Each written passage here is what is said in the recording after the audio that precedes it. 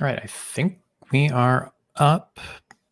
I'm just going to wait and make sure that I actually see that happen on the YouTube side.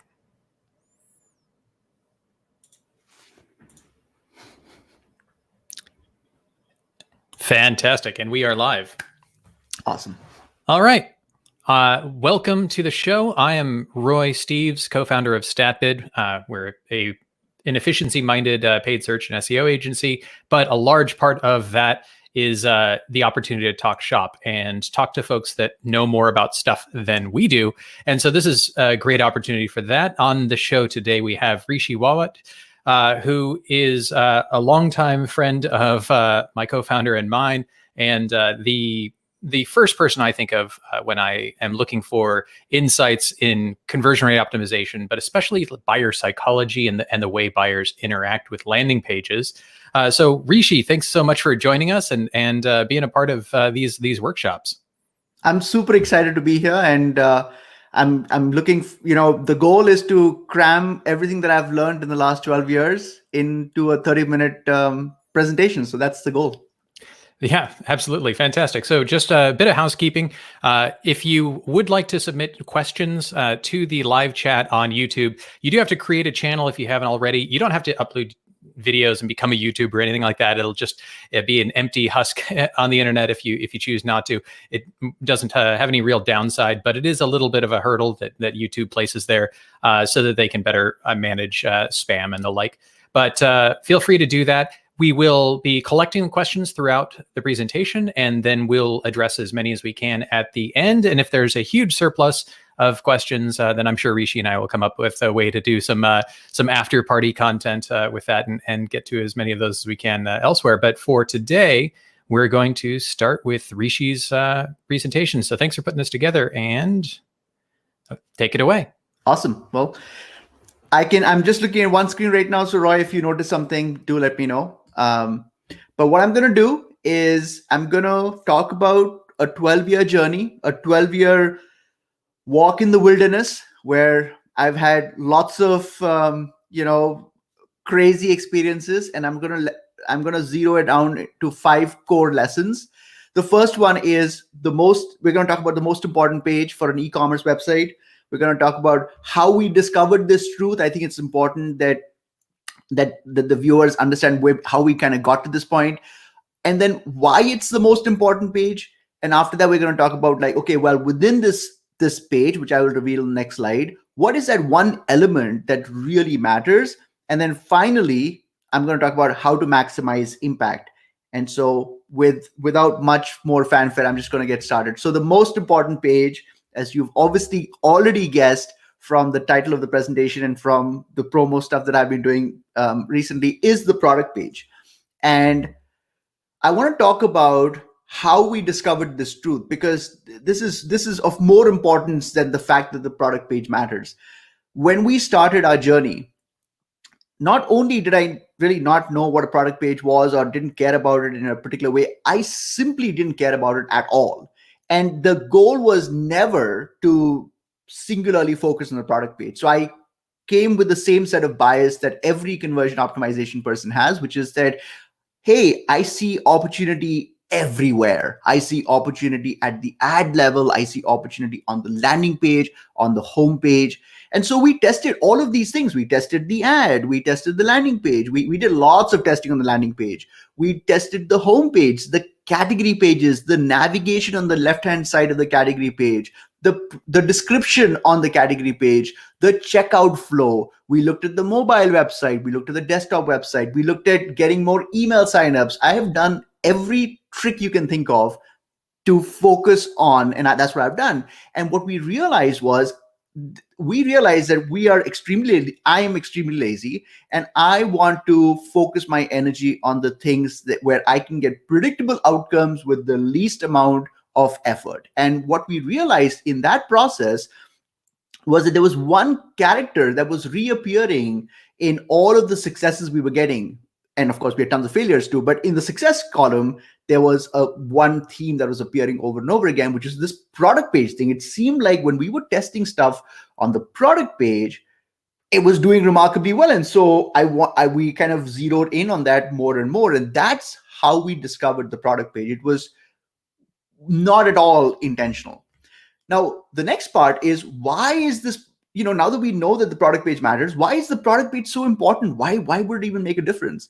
And there are two very specific reasons for this. So in the next slide, I'm going to talk about this. So there are two ways in which buyers can navigate to the product page. So Roy and I have been doing, e-commerce stuff for a long, long time. So when I started off, organic traffic was a primary driver for most of my clients. And so what was happening with organic traffic is it's almost like you can't control where someone's going to land. And so what was happening was people could land on some obscure blog article, they could land on your homepage, they could land on your category page, and then they would navigate from there. They would typically go to the base camp, which is the homepage, and then from there they would orient themselves and actually get to the product page. But even if they followed that path, even if your traffic was organic, you were having people that were essentially navigating to the product page. And so for that reason, the product page still mattered. And of course, today, most e-commerce websites are driving bulk of their revenue through paid acquisition. And in that scenario, very few of them, and I'm sure Roy can comment on this, but very few of them are taking people to the homepage or to the category page. They're typically taking people to a very specific product page. So these people are directly landing on your product page. Now think about it. If you're spending, 60% of your revenue is coming through paid search, and 50% or 80% of that is from people that are coming directly to the product page. Here's the thing. You might look at your website, and everyone does. You might look at your website as a website that has 12 different products, and you might say, we are an e-commerce business that has 12 different products. The consumer is actually coming to one specific product page. So for the consumer, your entire website is one page. And on that page, they will decide if you deserve their attention or you don't deserve their attention. They're not going to make the effort to say, hey, let me go to their homepage and learn more about their about us or their shipping policies and stuff like that. They're going to look at the product page and they're going to say, does this product page satisfy the criteria that I had in my mind when I started the search? Does this product page answer all of the questions that are kind of permeating through my mind as I'm reading the description? And if the answer is no, I'm just not going to buy today. So even though there are two ways in which people can get to the product page, the fact is that they are eventually getting to the product page. And so our whole thesis is that all roads lead to the product page. And that is the reason why the product page matters so much. And you see, the thing that happens on the product page is really important. On the product page, the buyer is making that most important decision of buy or no buy. And this is not a subtle distinction. No buy means death, and you want them to buy. So it's a really fundamental decision that's being made on the product page. Therefore, from my perspective, there is no page on the website that matters nearly as much as the product page. So that's our reason for why the product page matters so much. Now, the next question is, okay, well, you've made a sales pitch, Rishi. You've convinced us that the product page matters. What do I change in the product page? Here too, we didn't have an opinion when we started testing, because when we were doing tests on the product page, we were testing layout, we were testing design, we were testing drawing more attention to product images, we were testing making the product demo video or the product video more visible, we were testing drawing more attention to reviews. Again, we didn't have a horse in that race. We didn't necessarily think about the product description. Once again, we realized that when we were analyzing test winners, there was this repeated theme. When we wrote really good product description, we noticed a direct statistical correlation to higher conversion rates. And that's when I realized that, wait a minute, this is where we need to focus our attention. So the thing that matters on the product page, while I agree that there are many things that matter, and there are many things that matter on the website, I'm not saying that nothing else matters. I'm just saying that if you have 8 hours in a day, if you have 20 hours in a day, by all means, focus on the whole funnel. If you have 8 hours in a day, or if you're like me and you have like 3 hours of good work in a day, I would say focus in on the product page. And so within the product page, like I said, it's the product description. But what is the product description? And so what is the difference maker there? And within the product description, it is the product story. And this is where I start getting happy, because once we've got to this stage, we're really talking about the beating heart of a product page is the product story. And it can be kept in, you can have your product story at various parts of the product page, but typically it's kept in the product description. Now let's talk about what the heck a product story actually is. So a product story is a very special type of story that's been designed to connect with the buyer. Remember, these folks that we're trying to sell to, first of all, we have to connect with them. In the history of mankind, a sale has never been made. It's never happened that a sale has been made where you haven't first connected with the buyer. So the first step is to overcome what we call the unfamiliarity barrier. No consumer buys a product they're not comfortable with, who you are, what the product does, why it should be bought. So the purpose of the product story is to connect with the buyer, connect with the visitor, and then make them fall in love with it. It's like a spiritual guide. It greets the user, it tells them what this adventure is going to be all about. And then as the user is reading that description, they're navigating that journey as they're getting more and more comfortable and falling more and more love with this creation that you've brought to the world. And then they are at a stage where they're ready to buy or not buy. So the job of the product story is to educate and convert buyers. It's not to just inform buyers, it's to educate and convert them. So there are two principal components of the product story. Now, this is from the perspective of the client. This is the perspective of the creator. So it's why we exist and why this product must exist. Now, the user is not thinking in terms of why you exist. They don't care about why you exist. They're thinking in terms of why should you deserve my attention? And then why should I buy your product? But that's not a useful framing of the question for us to write copy. So we frame it as why we exist and why this product must exist. It is shocking that 95% of websites that I look at on product pages don't talk about this. They talk about features and benefits, but they don't talk about why they exist. And it's a very fundamental question. Think of it again. Let's pay attention to it from the perspective of paid search. You're taking this user who doesn't know a single thing about you. They've never seen your brand logo. They've never been to your website. That's by definition what paid search is supposed to do. And remember, we're focused on converting first-time buyers. So these are folks who've never bought from you before. We're not talking about Zappos. We're not talking about a recognizable brand like Amazon. We're talking about a really interesting inventor or a creator who solved a really important problem and is now using advertising to draw people to the website. So this user was going about their day. They might be actively researching on Google, but they could also be on Facebook and not even thinking about your product, and you've brought it to their attention. Both are valid ways of attracting users. But the user doesn't have enough context at this point. I might be looking for a wheelchair for my dog. It's just a thought I had. I know that my dog is growing old, but there's a huge difference between me thinking about something and me being in a position or informed to make a purchase. So when I see an ad, I'm like, hey, that connects with what I was searching for. So I'm going to click on it. That then takes me to a product page. On the product page, I'm seeing all these measurements. I'm seeing questions about the breed or the weight of my dog. I don't know the weight of my dog. I don't know the size of my dog. I don't know if aluminum is the right material. I don't know if I want air-filled wheels or if I want rubber wheels. I don't have any of those answers. So I have all of these questions in my mind. This is why the why we exist story is so important, because the user is aware of the fact that when you did that search, you noticed 10 other ads. The user knows that there are 10 other ads for this product. It just happened that they clicked on your ad, but they're aware of this fact. So the first step of the process is for us to convince them that you've arrived at the right destination. And we do that by telling them why we exist. Because our origin story, why we exist and why we created this dog wheelchair or why we thought of this idea is really, really important. You don't have to write a saga for it, but you definitely want to address it. And then why this product must exist. Again, why this specific dog wheelchair? Why not the 50 other dog wheelchairs that are available commercially or through my vet or whatever it is? So those are the two. I've spent a little extra time on this slide, but it is really, really important.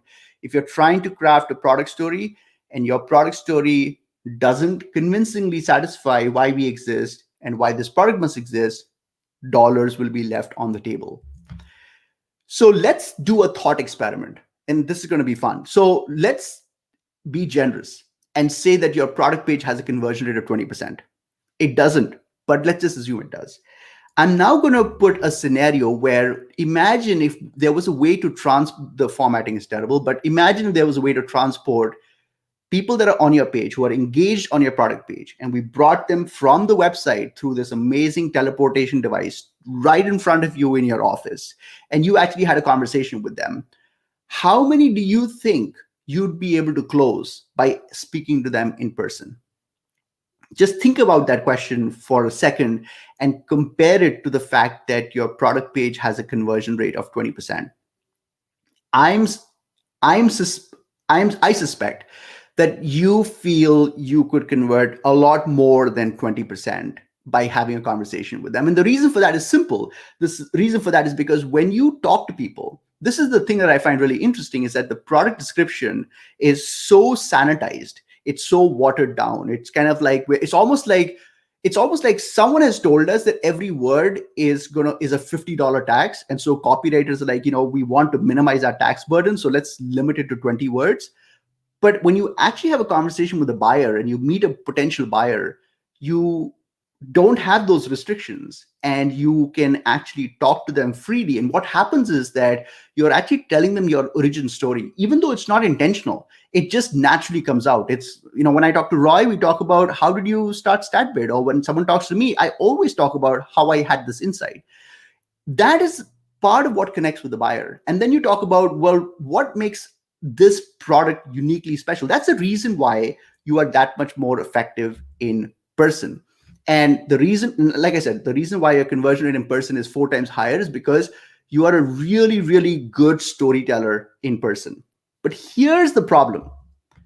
You are not scalable. I cannot take you and or bring your customers to you every time they come to your website. So this is why the product story is so important, because what it's doing is it is doing your job while you are sleeping. It's allowing you to make money while you are sleeping. Because if you can craft an incredible product story, you put it in your product page, and now you go away from the website, it's still doing your job. You don't have to rely on, even though your efficacy is super high in person, you're not scalable. So that's the reason why the product story matters. Now, the next thing I want to talk about is how to know if your product page copy needs. I actually don't know what the slide's about. Just a second. Oh, yeah. Okay, so let's do another thought experiment, because this is also very interesting. How do we know? You might be of the opinion that, my product description is already pretty good. I don't think I need to inject or talk more about. I already have covered why we exist and why this product must exist. And so I think we're set. Let's do another thought experiment. So I'm going to ask you this question. When was the last time you adjusted or tweaked your ad strategy? And there are 3 options over here. Think about it, make a selection. And then I'm going to go to the next slide. And here I'm going to ask you a different question. When was the last time you completely rewrote your product description on your bestseller page, or any page, but in particular, your bestseller page? Again, think about the responses. What I typically find when I ask people this question is, when I talk about when they adjusted their ad strategy, the answer invariably, and when I say invariably, I mean like 99.99%, is that we adjusted a few days ago. When I ask them the other question of when was the last time you rewrote your product description, the answer invariably is either a few weeks ago, which happens 5% of the time, or 99% of the time they say, or not 99, but 94% of the time they say, I can't remember, because it happened so far long back ago. And if that's the bucket you fall into, then that's a sure sign that dollars are being left on the table. You need to kind of go back and think about your product story. Now that we've talked about the product story and we've talked about why it matters, how I got to it, hopefully you guys are a little more convinced at this point. What I want to talk about is, how do we maximize the impact of the product story? This is a really fundamentally important question, and I'll tell you why. Think about the product description that you have right now, or if you're working for a client, think about that client's product description. It's going to be pretty short, probably a paragraph or two. Now, what I've told you to do is to add the origin story, is to talk about why this product is the best in the world for a very specific type of buyer. Just those 2 questions are 10 more paragraphs worth of content. And so now you're concerned about, my product description has suddenly become a lot longer, and I feel that makes people uncomfortable. So now the question becomes that, okay, we've written a story, but we've got a lot of content. how do we kind of maximize impact? This is a really important point as well, because we need to figure out clever ways of surfacing a version of the story that is relevant to the buyer. So again, go back to the analogy of you presenting to someone in person. When you present to someone in person, you're actually interacting with them, and they're telling you through visual cues, through verbal cues, what kind of bucket they fall into. They could be someone who is very familiar with this product category, with dog wheelchairs. They could be someone who is under a certain degree of stress because their dog's not well and they don't know what to do. They could be someone who has bought a wheelchair, a couple of years ago for a different dog, but that was a different size. So they have a different set of questions. And so you have this entire detailed description. Do we now kind of make everyone go through that same description? There's a very simple solution for this. So there are many flavors of this, but the flavor I'm showing here is surfacing the product story based on the awareness level of the buyer. So in this case, we're talking about selling a juicer. And it starts off by talking about a basic product description. It gives a little intro. I know this is not super zoomed in, but the basic idea is that we're giving a little description about what the product does. And then at the bottom of that page, you'll notice there are 3 buttons. The first one says, I'm new to juicing. The second one says, I am a juicer, but I'm new to your brand. So I'm aware of this category, but I'm kind of new to your brand. And the third one is like, I'm a juicing nerd. So this is like a power user, but I'm also new to your brand. As you can imagine, as I'm kind of saying this out loud, you might think to yourself, oh, wait a minute, I should be telling each of these buckets or each of these types of buyers a completely different story. And the answer is yes, that's exactly what you should do. And so what happens is, and this is what I mean by maximizing the impact, because one option could have been, you could have made this super long page and kind of said, hey, here are the 3 use cases, or here are the 3 categories of users, which I think is kind of clunky because the user is now having to navigate through stuff that's irrelevant to them. Also, it increases the length of the copy. With this, what you're doing is you're showing your elevator pitch. So for an impulsive buyer who just wants to understand that this is a really good juicer, they might even actually just read the description and say, I'm sold, and just buy it. But for these methodical buyers who want to seek more information, we're giving a mechanism, but we're doing it in a way that is not increasing their cognitive load. We're not showing them a block of text. We're showing them stuff that relates to them directly. But this also has an interesting psychological payoff. Think of it this way. When you go to a place and you make a selection to select who you are, you've already identified with that tribe. So now the description, you are more receptive to that description because you've already said that I'm a juicing nerd. So the copy talks to you like you're a juicing nerd, which then goes into your subconscious, which is where all good copywriting goes. And then it influences that purchase decision. I'm going to give you another example. In this case, this goes back to those 2 kind of modalities. We have shoppers that are impulsive. We have shoppers that are methodical. And a methodical shopper is someone who is really detail hungry, and then an impulsive shopper is someone who just wants to get the basic stuff. They don't want to make the wrong decision. Remember, both of these consumers want to buy the best product and make the best choice for their dollars. It's just how they go about doing it. And so the choice that you have on the product page is, well, who do we serve? And one option could be to survey a customer and say, hey, we find in our survey that 80% of people that are buying our air purifier are methodical shoppers. So let's just double down on that group and just service them. Well, that's kind of not an ideal situation, because even though only 20% are impulsive, that's still 20%. And why are we like having a one size fits all? So the idea here is that you give them your normal description. Again, you can't ask the question up front. This is an important point. You might be wondering why in both these slides, we actually have copy on top, and then we frame the question, copy on top, and then we frame the question. Again, this is something we've tested extensively, but there's a simple explanation for it. Imagine if you walked into a retail store and the sales associate came to you and said, you said, hey, I'm looking for an air purifier. And the sales associate said, stop. I'm going to ask you 5 questions. You got to answer those 5 questions, and I'm going to help you out. That's not how human beings interact with each other. Obviously, the salesperson is eventually going to ask you those 5 questions, but he's going to first greet you, or she's going to first greet you. It's going to first orient you. It's going to first set you in the environment. Then they talk about the questions. So that's why it's really, really important and that's why I'm not a huge fan of wizards, because wizards kind of like are this interruptive tool. And even though they're doing the exact same function that we're trying to do over here, it's the way in which those questions are introduced that really, really matters. So we are starting off with a copy, and then we kind of inject those questions. Now, if someone says, I have 2 minutes, then we give them the elevator pitch. If someone says, I have time, we give them the long pitch. Now, here's what's really interesting. Long pitches are problematic because nobody likes to read long form copy. But now this user has a voice in his head that says, hey, you just said that I have time. So stick with the program and read the copy. And so it has this weird psychological effect. And so more people end up reading it. This particular test had a 30.5% improvement in conversion rates. And then I'm going to show you this third scenario of how to maximize impact. So here what we're doing is we are showing the description up front. Again, I'm just taking a zoomed in screenshot. It's actually a regular product page with the description on top. And then we're letting the user select the sub criteria that they care about. Because remember, this was a pretty long product description, and we have a happiness guarantee. We have a machine washable detail. We have 100% natural. Someone might care about the natural aspect of the product. Someone else might care about the water resistance.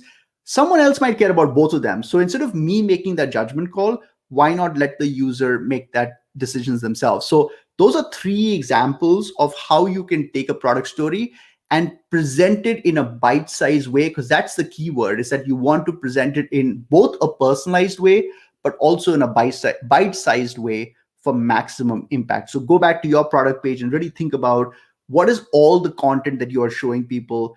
Is there a way for us to break it into smaller chunks and surface that content for very specific types of buyers? What I'm going to do for the folks who are sitting in for this presentation, I'm actually going to show you one extra slide. And I'm going to show in this slide exactly how we create concepts and how we actually, what we call do deconstruction. I'm going to quickly zoom in. So this is from my dream client, Dyson. I don't work with them. I don't work for them. I would love to. If you know someone, let me know. But this is their product page. And what we've done is we've taken a screenshot, and it's almost like an archaeological dig. We've annotated every single pixel, every single idea, and every single thought being expressed on this page. And as you kind of go down this page, you'll realize this is a ludicrous number of markings. And what this does is that it forces us to look at each of the choices that the user is having to make, so we can actually think about a way to reduce that cognitive load, and then what we're doing is we're removing the unnecessary tax that the user is paying, so we can create buffer space, so we can kind of spend more time talking about our product story. And that's all I have to say about this presentation. That's all I wanted to say about product pages and product page optimization. There is for those of you who have a smartphone, if you open your Chrome browser, you can actually open this URL on your browser, and that will allow you to sign up for my newsletter, where every Monday morning I share an insight about how to improve conversion rates of your product page. That is it. All right. Thanks, Rishi. I'm not sure I followed what page you were talking about on that last slide. Because I didn't share my whole screen. I'm sorry. My bad. No worries. We'll catch it, and then we'll dive right into questions. We might run a little long, but we'll try and get to the meat and potatoes before the half hour is up here. Yeah. Let me just share my screen real quick. It'll be super, super quick. All right. So entire screen. All right. Can you see my screen now? I can add it back. There we go. You can see my whole screen now, right? Yeah. Okay, so this is an example from Dyson where we've taken a screenshot and we've basically annotated every single element of that product page. And the reason why it's somewhat kind of crazy that we would annotate so much, but the reason why we're doing this is because we recognize that every element on the product page is a tax. And so I want to remove as much of that as I can, so I can draw people's attention to the central actor in this play, which is the product story. So I just wanted to give this glimpse of the process so people could understand the amount of detail that we have to go through to actually Got it. Construct a product page that converts 20% better. Yeah, I've seen you mentioned that you spend between 20 and 120 hours per product. 180. Page? Yeah. 180. All right, we'll dive into to some questions here. First one is, how does Rishi use customer surveys to previous customers to improve the message of the product page using the voice of customer? So a little bit of a leading question, but what do you think, Rishi? This is I have a very controversial answer to this question. I'm just going to keep it brief because I know I'm going to get a lot of hate for it. I'm not a big fan of customer research. It's very expensive. It's very time consuming. I think there's a lot you can do through common sense, and there's a lot you can do by interviewing the client itself. The clients have incredible institutional knowledge about their product, and you'll get a lot by talking to them. Customer research is super important as well when you have the budgets for it, but I wouldn't start with that.